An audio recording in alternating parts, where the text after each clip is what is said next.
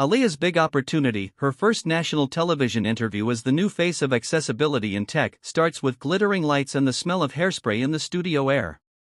She's wearing a tailored navy suit, her chair freshly polished, confidence glowing through the nerves.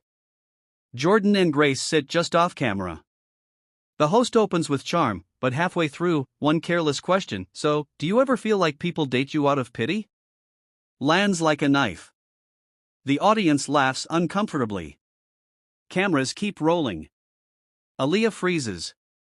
Her breath catches. She feels 12 again, remembering classmates whispering about her wheelchair.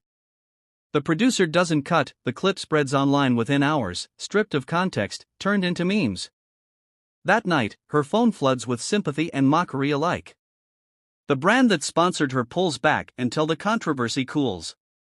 Jordan tries to console her, but she retreats into silence, feeling like the same woman who once waited alone in a cafe. Grace's crayon drawings, tiny stick figure Aaliyah with a cape pile up on the kitchen table, unread messages of love. Days later, Aaliyah wheels to the same cafe where it all began. The same window, the same empty chair across from her. This time, she opens her laptop and begins to write, not a defense, not an apology, but truth. She writes about what it means to be visible, to be mocked, to be resilient. She posts it publicly, expecting nothing. Within hours, thousands of disabled creators and everyday people share her post with the hashtag #StillHereStillStrong. The narrative shifts, news anchors read her words aloud, schools invite her to speak. Jordan watches quietly as her strength resurfaces, realizing she never needed saving, only a space to rise on her own. He and Grace attend her first community talk, where children in wheelchairs line up for photos. The CEO who once walked up to a lonely woman now stands beside a leader.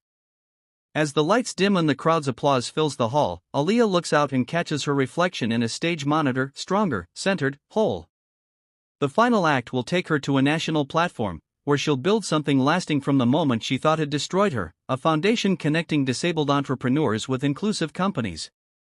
But that's for part 4, the moment where redemption becomes legacy, and the cafe that began in heartbreak becomes a symbol of arrival.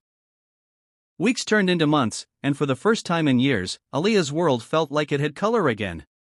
The quiet mornings filled with Jordan's steady presence and Grace's laughter gave her something she hadn't dared to believe she could have: a sense of home. She began teaching part-time at a local community center, running creative workshops for children with disabilities. The way those kids looked at her, not with pity, but admiration, reminded her why she'd fought so hard to rebuild herself. Word of her work began to spread. Local news did a